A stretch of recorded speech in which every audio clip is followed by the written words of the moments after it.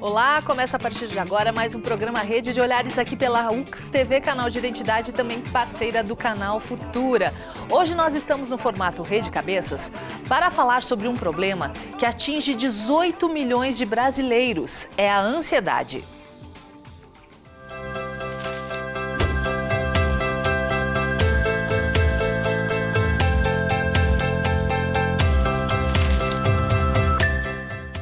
E nós vamos debater hoje aqui no programa quais são os sintomas da ansiedade e como podemos conviver com eles. Para falar sobre esse assunto, os nossos convidados de hoje são Marisa Pereira, jornalista, nossa colega. Tudo bem, Marisa? Tudo bem. Hélio Cirone, psicólogo, bem-vindo. Boa tarde, obrigado. Tatiana Rocha Neto, psicóloga também. Tudo bem, bem-vinda? Tudo ótimo. E a professora da UX, Maria Suelena de Quadros, do curso de Recursos Humanos. Boa tarde. Bem-vinda, tudo bem? Para começar o nosso bate-papo, a nossa equipe de reportagem foi às ruas para saber o que as pessoas pensam sobre a ansiedade, se sentem algum tipo de sintoma e como lidam com eles. E as respostas a gente confere agora. Você se considera uma pessoa ansiosa? Muito. Eu sim. Bastante, muito ansioso. Quem não? Todo mundo é ansioso, né? Um pouco. Conforme o dia. Não muito. Eu sou devagar mesmo, eu não sou ansiosa. Tranquila, graças a Deus. Quais são as características da ansiedade? Ai, muito nervosismo, bastante fome, vontade de comer tudo que vejo pela frente. Sempre pensando no porvir. Aperta o peito, me sufoca, me dá um calor. Esquecimento, perda de foco. Perca de sono, preocupação. E como é que é a tua ansiedade? Como é que ela se manifesta? Se manifesta assim que se eu tiver que fazer alguma coisa que possa levar 3, 4 dias, eu tenho que fazer tudo hoje. Aflição, às vezes por qualquer coisa, assim, qualquer probleminha, eu fico ansiosa, fico nervosa. No tráfego, por exemplo, quando eu estou viajando, eu só quero chegar. Trocando em miúdos, pressa para tudo. Às vezes até notícias da televisão deixam a gente ansiosa. Tudo que eu vou fazer, tudo que eu tenho que fazer, tudo me deixa ansiosa. Dia a dia nosso, né? É tudo corrido, né? É família, é trabalho, é tudo, né? Quando eu tenho algum compromisso, que eu fico nervosa, pensando nele bastante, alguma prova. A senhora acha que hoje as pessoas estão mais ansiosas? Ah, com certeza. O mundo está muito acelerado, tudo muito rápido. Devido a todos os problemas que estão acontecendo, né? Dificuldade de emprego, muita coisa, né? Não sei se é o custo de vida, como é que tá as coisas, o pessoal está tudo muito agitado, ansioso, né? E o que o senhor faz para controlar a ansiedade? Olha, ultimamente faz uns 10 anos eu me trato com remédio depressivo. Se distrair, quando eu estiver pensando naquilo, faz outra coisa, vai ouvir uma música, ler um filme. Eu me policio, eu faço meditação, faço yoga. Quando a pilha está muito alta, eu procuro um terapeuta. É sempre pensar positivo, nunca desistir das coisas boas da vida. Tá aí, belas respostas. Bom, gente, a ansiedade faz parte da natureza humana, né? Não tem como ficarmos ansiosos num primeiro encontro amoroso, numa entrevista de trabalho, né? Prof. Suelena também, ao falar em público, na hora de apresentar o trabalho em público, enfim. Mas eu gostaria de saber de vocês, como é que vocês acham, o que caracteriza uma ansiedade normal, comum, de um transtorno? Como é que a gente pode fazer essa diferenciação? Realmente, nós escutamos agora, né, Viviane, a questão de todos os pareceres das pessoas e elas conseguiram fazer um bom resumo, né? Se nós tivermos que discutir, acredito que as pessoas ali colocaram vários pontos de vista excelentes. Existe sim uma necessidade que todos nós temos, que é aquela ansiedade ou aquele, eu digo, é aquela gasolina do dia, aquela coisa de que o nosso motor ele precisa de algo para que a gente tome algumas iniciativas. A gente precisa ter isso desde de manhã ou em alguma atividade, enfim, de alguma forma a gente precisa esse impulso para seguir.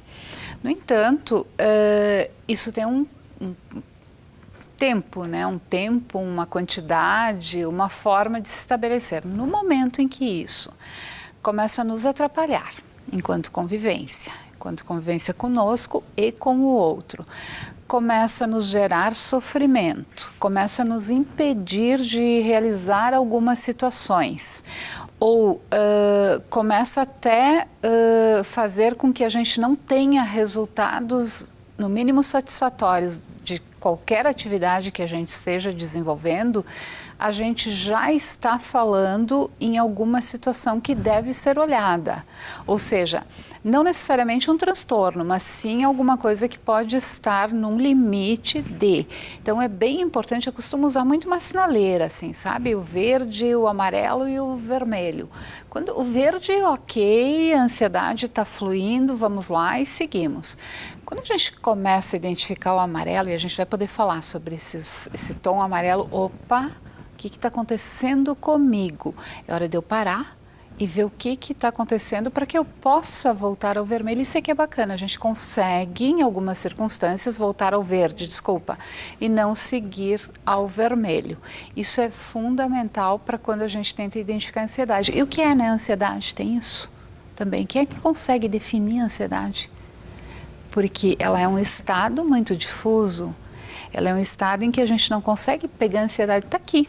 Ansiedade, não. Geralmente quando a gente está no consultório, eles vêm e começam a falar, né? Porque eu sinto a mão muito molhada, aquela gastura que a gente estava falando, antes, né? O coração começa a bater mais forte, dá uma angústia muito forte no peito, eu sinto uma taquicardia. Tudo isso parece que ajuda a definir um pouco dessa ansiedade que eles falam. Eu acho isso que você estava falando, que tu convidou a gente a pensar do que é o limite do normal e do patológico, eu acho que em essência é aquilo que causa sofrimento para a pessoa.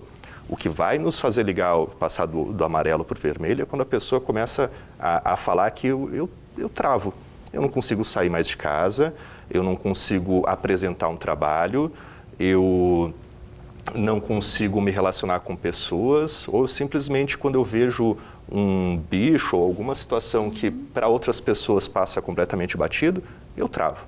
Eles começam até a evitar algumas situações, fugir de algumas situações para não...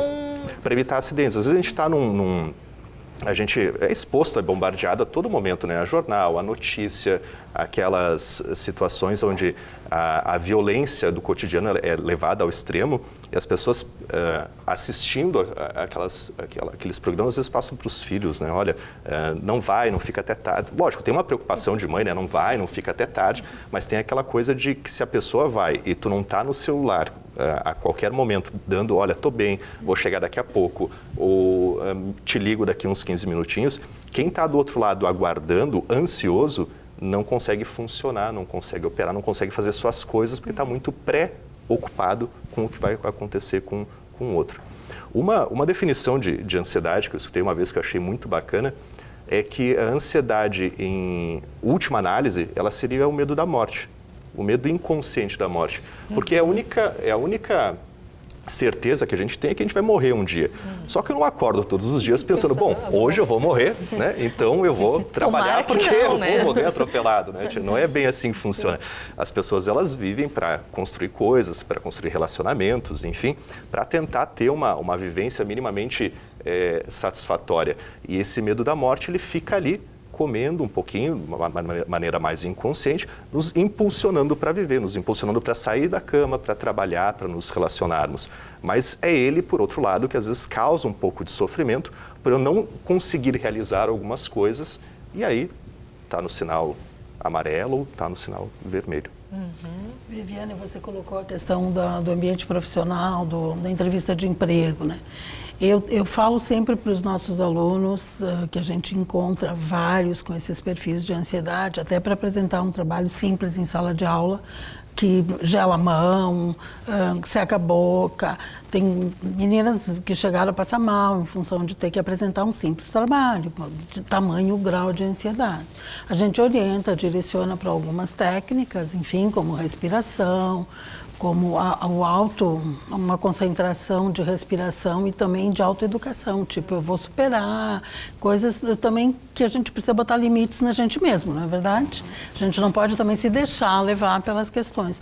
Mas eu coloco que a ansiedade tem a ver com o fato de que nós, ansiosos, e eu me coloco entre eles porque eu acho que a humanidade tem muito disso, nós acabamos raciocinando no nosso tempo e queremos que o outro responda no nosso tempo. E isso, para mim, é ansiedade, porque o tempo do outro é o tempo dele de processar, de responder, de compreender as coisas. E eu muitas vezes atropelo e quero que seja na minha ótica, muitas vezes, e no meu tempo, que piora a situação. Então a gente vê muitas chefias com esse perfil, né, que cobram dos funcionários de uma maneira que tem que ser tudo naquele tempo e é quase com urgência, né? E aí vem um outro conceito difícil, que aquele que bota as coisas com urgência é porque não fez no tempo hábil e quer que o outro faça urgente. Então mistura um pouco com a ansiedade, essa coisa da urgência até do mundo atual hoje para as questões. Mas eu tenho muito a ver com assim, o tempo de resposta que cada um pode dar e o tempo de resposta que o ansioso espera do outro. Não sei se isso faz sentido assim, dentro da ciência dos comportamentos, né? Mas na minha ótica de observadora disso tudo, né? Tem várias coisas, como a Tatiana pontuou dessa enquete, que eu acho que a gente pode ir abrindo ao longo do programa. Uma delas é uma senhora que fala, Maria Suelena, não, eu não sou ansiosa, eu sou bem devagar até. Então você acha que você acredita que o ansioso ele tem pressa, que as coisas acontecem? Eu até anotei de uma senhora também que falou que é pressa, que tem muita fome também, e o aperto no peito. E eu já vi pessoas passarem mal e achar até que é alguma coisa cardíaca e é só crise de ansiedade, né? Que começa a dar uma dor interna e né, chega a dar dor muscular quando está em graus mais avançados, né? Que a pessoa já não consegue mais pôr os seus próprios limites. Talvez, Viviane, pensando um pouquinho nessa senhora que coloca, né? Não, eu não sou uma pessoa ansiosa. O que a gente pode entender? Ela tem um controle sobre a ansiedade dela. E isso é um dos grandes ganhos que a gente tem, é buscar esse controle, porque ansiosos nós somos. Mas como a gente consegue adquirir essa habilidade, ela é uma habilidade aprendida, para poder controlar esse aspecto e conviver satisfatoriamente com essa questão. Muito bom. Daqui a pouquinho eu vou querer saber como é que algumas dicas bem práticas. A Maria Suelena já falou uma sobre respiração, mas eu quero saber sobre a Marisa. Marisa, você é uma pessoa ansiosa, como todos jornalistas. Nós jornalistas, né? Temos muito isso, assim. Muito. Um pouco da profissão também, né? Que nos exige resultados rápidos. Tudo tem que ser para ontem, tem aquelas questões que o jornalista sempre fica no deadline ali na última hora para apresentar, fazer as coisas de trabalho.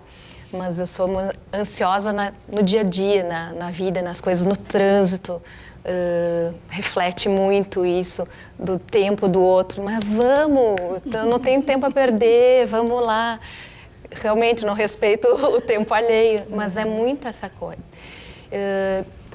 E foi indo de uma forma, assim, me envolvendo essa ansiedade, que agora, até no momento onde eu deveria estar relaxando, botando a minha ansiedade para fora, que é correndo, eu tive as crises, né, de pânico mais fortes, assim, mais que me fizeram parar, eu tinha que parar, porque senão eu não conseguia respirar. É uma respiração diferente a respiração fica ofegante quando tu está correndo, ok, mas uma respiração que eu não vou conseguir respirar, então tive que parar e dizer, tá, vamos lá, calma, até um momento que eu tive um pânico eu precisava de alguém por perto, tinha um senhor saindo, nunca tinha visto na vida. Eu disse, senhor, fica por favor um pouco comigo, eu não consigo ficar sozinho, se eu ficar sozinho não sei o que pode acontecer. Ele ficou querido, me distraiu, enfim, contou que ele também já teve crises de pânico, tudo.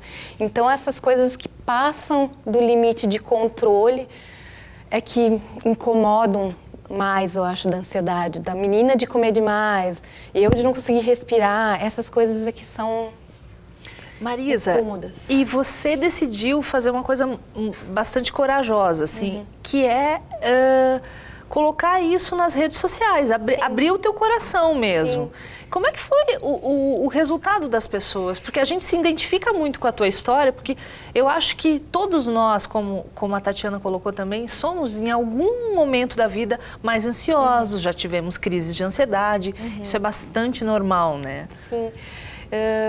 Eu tenho amigas que relataram já crise, a gente se identificando, paguei multa agora, nos identificamos pela ansiedade e E ela, uma em específico, falou, ela sempre coloca algumas dicas, algumas coisas para quem tem ansiedade. Eu disse, que legal, isso faz que tu te identifique, tu comece a pensar nos teus estágios de ansiedade, como é que tu pode trabalhar isso. E estava saindo para uma corrida, eu disse, eu vou... tinha pensado, primeiramente, trocar o caminho que eu fazia, onde eu tinha as crises de ansiedade. Eu disse, não, eu vou enfrentar ele de frente, vou pelo caminho que sempre... Vou passar pelo lugar onde eu sempre tenho a crise para ver o que eu posso, se dá ou não. E não deu. Eu disse, não, aqui é o ótimo lugar para que eu faça um depoimento, né? Possa contar para as pessoas e poder dizer assim, tu não tá sozinho também. Eu corro para melhorar, mas às vezes não melhora, é uma coisa além, né? Então...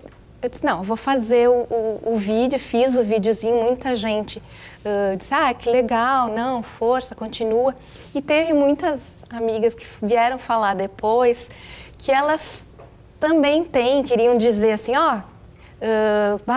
sei bem o que tu tá passando, sei como é que é, mas tem a vergonha, o que as pessoas vão julgar, elas profissionalmente vão falar que elas não têm a capacidade, enfim, sei lá o que poderiam falar. Então, elas não querem se expor. Eu me expondo, elas... que bom, pelo menos outras pessoas passam por isso também.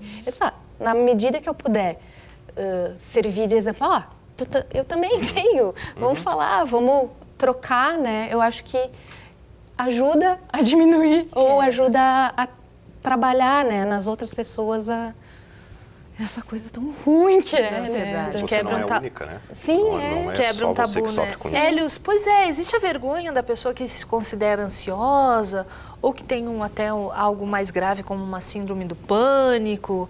Existe um medo de se expor aí, de mostrar isso e até procurar uma terapia?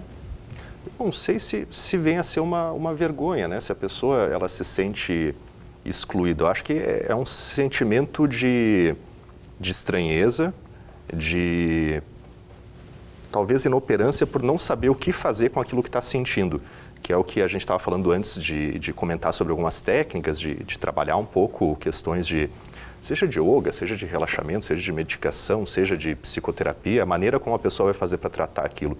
Então, acredito que seja quando está com o sinal amarelo ligado ou o sinal vermelho ligado, da pessoa se auto-observar, ela se perceber que ela precisa de um terceiro, como a Marisa estava conversando, fica aqui juntinho comigo, só um pouquinho, que daqui a pouco eu me asseguro de mim novamente e estou pronto para operar, para trabalhar.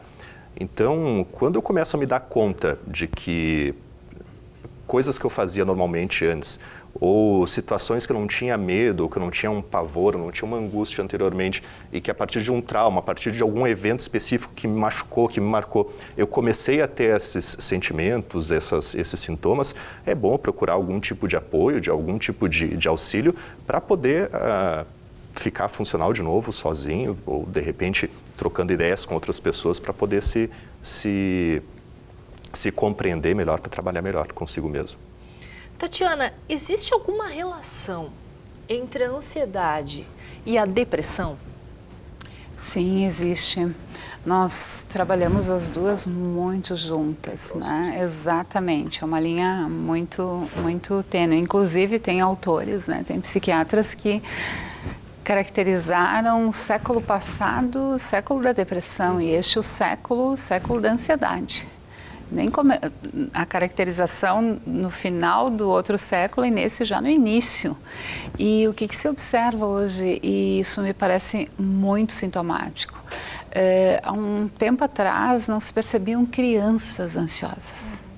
E hoje se percebe em alguns comportamentos a ansiedade já em crianças. Então é um olhar que nós temos que ter muito próximo. Estavas comentando, Helios, assim, ó, da questão do momento, né, que acontece, da pessoa se dar conta e dela saber que ela não está sozinha, que tem outras pessoas também com a mesma sintomatologia e que podem até contribuir, como foi o teu caso ali, né? E o importante também a gente detectar, porque muitas vezes, ok, se resolve essa situação bem pontual, mas algo gerou, né? Tem um fator gerador e o que é esse fator gerador? A gente tem que identificar ele. Muitas vezes ele pode estar numa situação muito próxima, ele pode estar, enfim, em alguma memória afetiva negativa, algo que é muito recente, mas nem sempre, muitas vezes pode estar lá atrás na nossa vida. Então, para isso é muito importante que a gente tenha uma autoconsciência, que a gente realmente consiga entender de onde isso tudo surgiu, veio, porque não aparece do nada. Acordei e fui correr e deu uma crise de ansiedade. Não. Se nós formos investigar, ela tem uma causa, então é importante a causa para que a gente possa saber exatamente que tipo de situação a gente está lidando. E claro, quando a gente entra com a questão assim, ó, se verifica devidamente diagnosticado, e esse diagnóstico, gente, ele é muito importante, assim, ó, seja ansiedade, seja depressão, ele deve ser feito por profissionais. Quem é que pode diagnosticar? É o profissional, é o psiquiatra, é o psicólogo, é o próprio clínico geral, até tem essa condição, mas tem que ser feito por um profissional da área da saúde. Não é porque a minha amiga teve uma crise semelhante, eu tive algo parecido, então eu vou para o Google e olho e é isso e vou então tratar. Não. Um profissional da área da saúde é que tem que fazer esse diagnóstico. Aí sim, e isso leva um tempo. Muitas vezes não é em uma sessão. Então a gente tem que ter a consciência porque hoje está muito banalizado o termo estou estressado, estou nervoso, estou ansioso e mistura tudo. Quando na verdade a gente está lidando com situações doentias. Depressão é uma doença muito séria. Então, a gente não pode simplesmente colocar um estado que a gente está, né, como algo doentio. A gente tem que separar isso. Os termos hoje, estou estressado. Estresse é uma doença. Não é um estado. Hoje eu estou estressado, amanhã eu não estou, depois eu estou. Não é isto.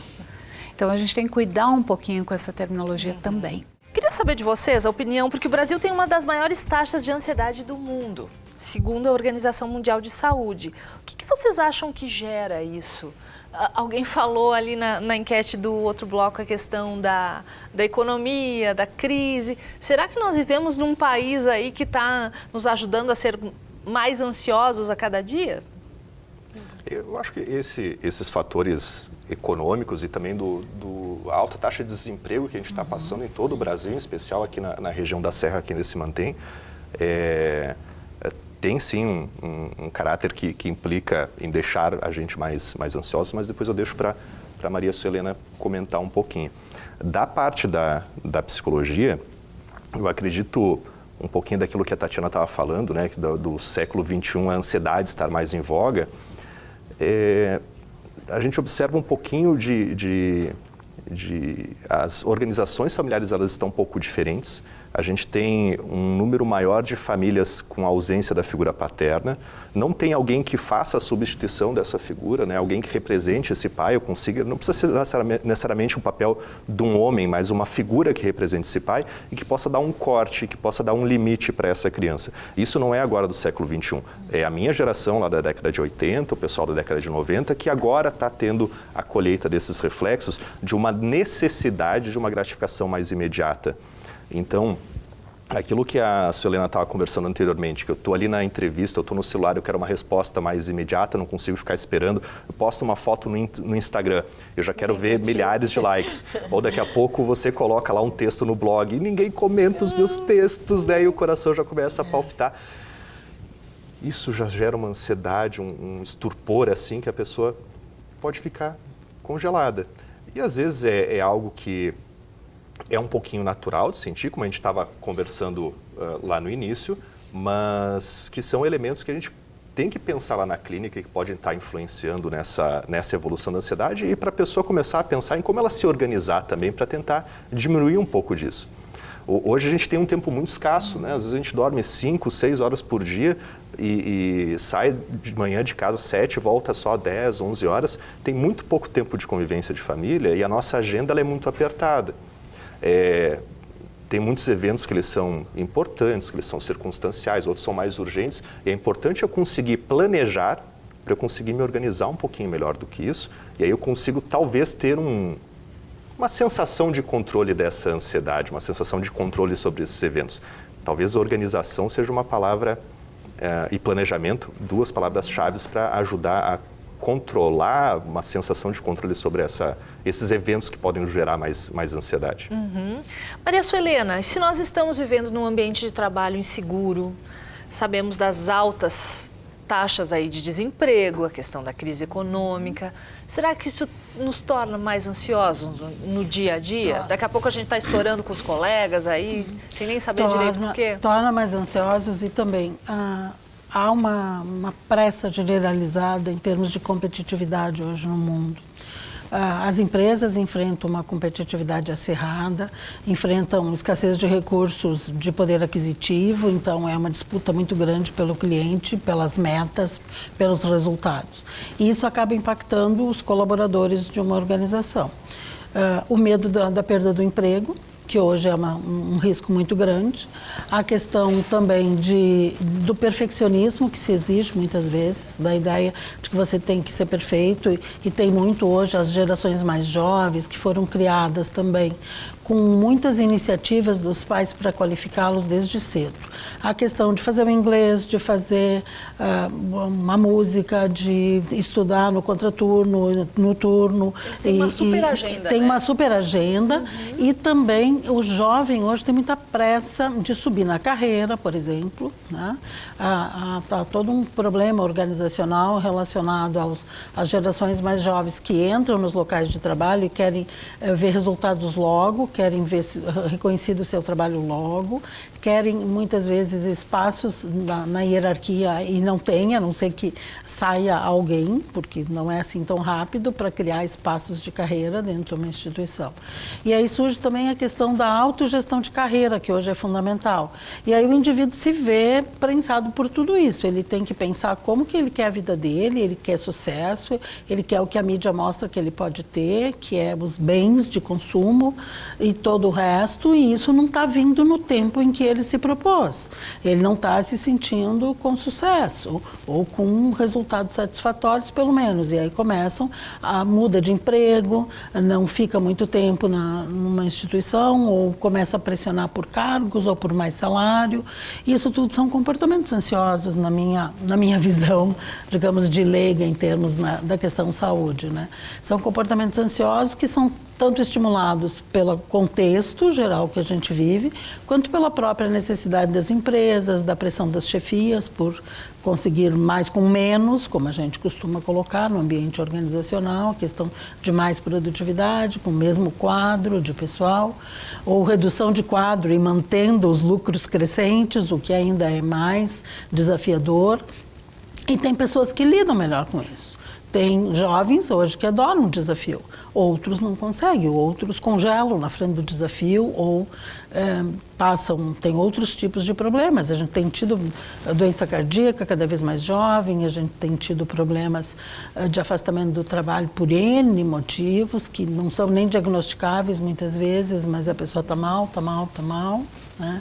Então, tem muitas situações, sim, do nosso contexto atual, que, na minha visão, favorece a esse comportamento ansioso e de uma maneira, assim, um tanto quanto geral. As pessoas não têm mais limite de tolerância no trânsito, a violência acaba se exacerbando, porque se a pessoa não está confortável para lidar com essas próprias ansiedades, esse desconforto, esse sentir-se inadequado, porque não está no tempo certo, as coisas na hora certa, essa pessoa vai começar a extravasar isso de alguma maneira. Ela vai começar a, quem sabe, agredir primeiro verbalmente ou dizer ao chefe assim, me dá cá que eu faço, porque você não dá conta de fazer.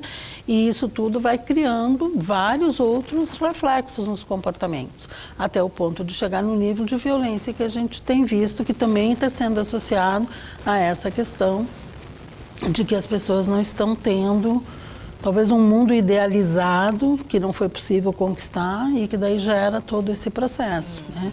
Aí não é a opinião de profissional da saúde, é a opinião de observador, como eu sempre me coloco, né? Lendo muito, porque professor tem que aprender sempre, tem que estar de acordo com o que o mundo está trazendo de desafios, né? E para fazer gestão de pessoas e também para formar um novo perfil de gestor, é o que a gente batalha bastante, no sentido de que olhem bem para as pessoas que estão ali, não só para números, né? Porque as pessoas não estiverem bem, elas também não vão produzir bem. Essa é uma grande fórmula, digamos, né? Com certeza. Da atualidade. Com certeza. Tatiana, nós falávamos no bloco anterior do sinal vermelho, amarelo e verde, né? Para ansiedade. Sinal amarelo. A Maria Suelena falou do perfeccionismo exagerado, às vezes muita tensão muscular, problema de não conseguir dormir, fome em excesso, qualquer tipo de compulsão, uma preocupação em demasia. Quais seriam esses sinais, assim, de que tá no amarelo já? Que eu preciso olhar, né? Olhar para mim. Realmente, muitas vezes eles são sinais até físicos mesmo, né? Essa questão de que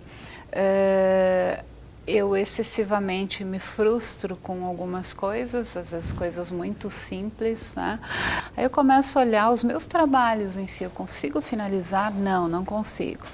Fisicamente falando, algumas dores que podem ocorrer, dores musculares, dores de cabeça, algumas dificuldades no sono, as fomes, né? Aquela fome que ela não é a fome biológica, ou seja, o que é a fome biológica? É aquela quando eu acordo e eu tenho uma fome, né? Passei horas sem comer, eu tenho vontade de comer, essa é uma fome biológica. Não, aquela fome de que eu fico a cada momento comendo alguma coisa, essa aí é uma fome emocional, ela é uma fome que está trazendo um estado ansioso.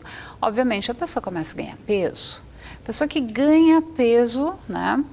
Num curto espaço de tempo, enfim, ou até o contrário, a pessoa que perde muito peso, são sinais a serem observados. Tudo que cair em polaridades, ou seja, em muito pouco ou demais, eu tenho que passar a observar. Eu estou altamente emotiva, por exemplo, não um dia, o outro, mas assim, eu tenho uma periodicidade, uma irritabilidade grande, ou seja, estou irritado há muito tempo. Isso é bem importante ver nesse, a pessoa que convive com a gente, ou as pessoas, elas são um grande espelho para nós.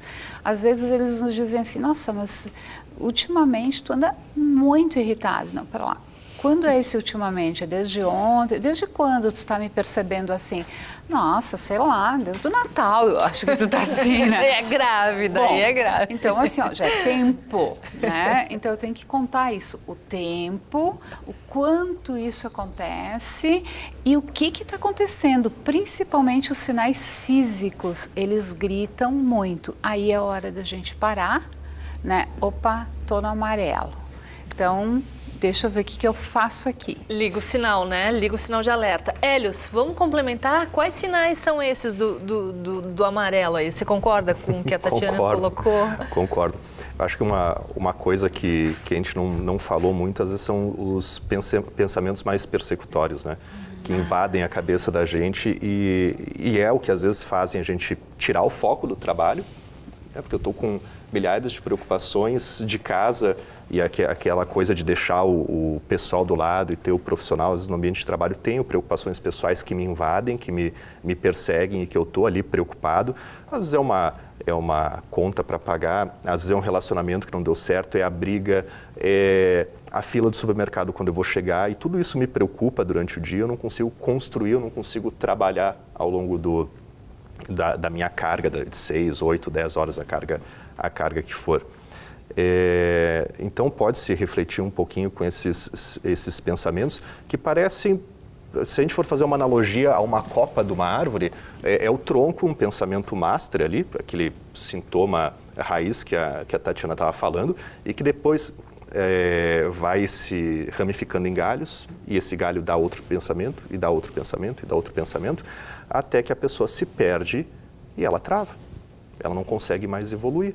E aquilo dá uma angústia, dá uma tensão que por vezes pode desencadear naquela depressão que a gente estava falando aqui nos bastidores, né? Da comorbidade ou de 2 transtornos associados entre ansiedade e depressão. Né? Tem que perceber isso. Com certeza. Às vezes é difícil a pessoa se dar conta, como a Tatiana estava falando, as pessoas que convivem conosco são um espelho, são um excelente termômetro, né, para nos dar noção, mas por outro lado tem aquelas que são um pouco mais resistentes, que elas vão comentar: mas eu tenho personalidade forte. Isso. Não é? Eu tenho personalidade forte. Eu sei o que eu faço. Eu sei o que eu faço, eu tenho tudo sob controle. Sim. É que eu fico assim quando as coisas saem do meu controle. Mas o que está sob o nosso controle? Exatamente. Em realidade, o que está sob o nosso controle? Talvez a essência do nosso trabalho enquanto profissional da psicoterapia, ou até mesmo outros colegas, seja para auxiliar as pessoas a ter uma noção de que elas não têm total controle sobre aquilo que elas estão fazendo, principalmente quando envolve terceiros. Porque daí tu começa a implicar nesses terceiros uma situação de objeto, de coisa, de que eu posso controlar essa caneca, que eu posso controlar esta caneta, como se eu pudesse controlar a Viviane. Porque quando ela vai entrar ao vivo lá, ela vai estar tranquila, ela vai estar, né, postura, autossuficiente, autoconfiante, nada vai acontecer. E se der errado, a culpa é minha daí, né? Porque eu perdi o controle da situação. Não é bem assim que funciona. Com certeza. Falaram muito assim na questão de família, de convívio. Mas eu falo por mim, mas é uma coisa bem comum. As pessoas que moram sozinhas, trabalham em casa como autônomo, né? Então elas não têm tanta convivência com o grupo, com o coletivo. Pra ter esse termômetro. Daí e a coisa fica mais pegada. Quem que vai me dizer que de repente eu tô... Você mesma. Mas mas é que a gente... Uma técnicazinha que o pessoal pode fazer em casa, desenha a palma da mão, pega um papelzinho e desenha a mão, assim, faz nos 2 lados. Numa dos dedos, coloca os teus pontos positivos e do outro lado põe os teus pontos negativos. A gente não faz isso. A gente não para se olhar. Faz essa experiência em casa e coloca ali... Primeiro vai enxergar se tu consegue preencher todos, né? Que daí já dá uma noção de autoconhecimento da pessoa. E segundo, peraí, mas isso aqui pode estar me gerando um pouquinho dessa minha ansiedade. A partir do momento que eu conseguir visualizar, já é meio caminho andado. Meio caminho andado. Depois que eu visualizei, eu posso pensar como trabalhar em cima disso ou buscar pessoas que já passaram por isso para me ajudar a construir ferramentas semelhantes ou exclusivas para mim. Muito bom, nós temos 4 minutos finais do programa e eu vou ter que fazer o controle do tempo um pouquinho, vou tentar controlar. Hélios, o Hélios deu uma dica super bacana e nós stalkeamos o Facebook da Marisa e olha só, tem duas postagens tuas que eu gostaria de ler. Tá. Uma delas, né, da tua terapia do asfalto, um passo depois do outro. Achei muito bonita essa frase, muito bem colocada, eu acho que a gente pode trabalhar a ansiedade com isso. E numa outra que você dizia assim, continuar, acreditar, superar. Hoje não importa o passe, a distância, nada disso. Importa que quando a gente está prestes a sucumbir, desistir, sinais e anjos surgem no caminho. Que bonito isso, né? Bacana isso. E eu acho, Marisa, que você também está ajudando outras pessoas a lidarem com isso no teu dia a dia, né? Sim. Não, e é bacana, assim, dessa dos anjos do caminho, desses momentos, como eu não tenho o coletivo, nos meus caminhos pela perimetral, eu encontrei pessoas, o senhor que me acudiu, aquele dia, um outro dia que eu disse, sabe, vou dar fim em tudo. Ele parou do meu lado e me assistiu também, outra pessoa, um casal, enfim, falaram comigo e disseram, não, quem sabe tu faz isso, quem sabe, mas pessoas que se importam, que se dão ao trabalho de ouvir, né, de dar uma resposta que às vezes a gente não tem, né? Um suporte, apoio, uma continência. Então essas coisas são bem importantes. Bacana. Maria Suelena, uma dica para trabalhar com ansiedade? Eu gostei que o Hélios falou da questão dos pontos fortes e fracos. Eu trabalho muito com os alunos o autoconhecimento. Eu falo que um bom gestor só será um bom gestor se autoconhecer, se tiver o equilíbrio entre as suas fraquezas e as suas potencialidades. E é nesse sentido que eu coloco também sempre para eles que não basta às vezes a gente olhar sozinho para a gente tem que buscar o feedback daqueles que convivem conosco. Um vizinho, um amigo, enfim, né? Vamos ouvir, vamos se abrir para ouvir como é que está a nossa autoimagem e a imagem que o outro tem de mim. Como é que realmente está batendo essas duas coisas? Eu estou sincronizado com o meu tempo, o tempo do outro? Como é que está interferindo a minha forma de agir com os outros? Então, nas empresas existe a tal da avaliação de desempenho que dá os feedbacks para os colaboradores, quando bem usada, ela é excelente para ajudar a fazer esse timing, digamos assim, né, dos nossos comportamentos, para que eles não interfiram demais na vida do outro e que a gente também não entre num nível de frustração, de achar que a gente não dá conta, que a gente não tem o sucesso que precisa. É foco e fé, eu costumo dizer também. Muito o pessoal bom. já sabe, né? Foco e fé, para que a gente dê realmente um passo de cada vez, um dia de cada vez, um momento de cada vez. Um passo depois do outro. Muito bem.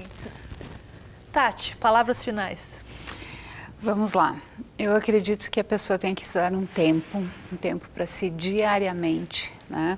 Esse tempo ele pode ser mediante uma técnica de meditação, ficar consigo mesmo, avaliar o seu dia, como é que foi, o que foi de bom, o que não foi, poder realmente reconhecer isso. E às vezes é uns minutinhos, mas isso tem que ser uma constante, tem que ser todos os dias. Não é um dia sim, um dia eu faço, um dia não deu tempo. Todos os dias. A partir de então, é bem importante, no momento que a gente se depara com ansiedade, a gente tem que saber exatamente como a gente está trabalhando com ela e a gente tem que lançar mão de alguns aspectos que nem sempre a gente consegue sozinhos fazer isso, mas sim lançar mão de alguns profissionais que contribuem para que a gente possa reduzir essa ansiedade. A gente tem que fazer uma reestruturação cognitiva. O que é isso? É uma mudança dos nossos pensamentos, porque muitas vezes, antes o Hélio falou um pouco dos pensamentos, eles podem ser disfuncionais, ou seja, eles não são reais. Então a gente precisa mudar esses pensamentos, a gente tem que trabalhar a questão da alimentação e exercício físico. Já está no caminho.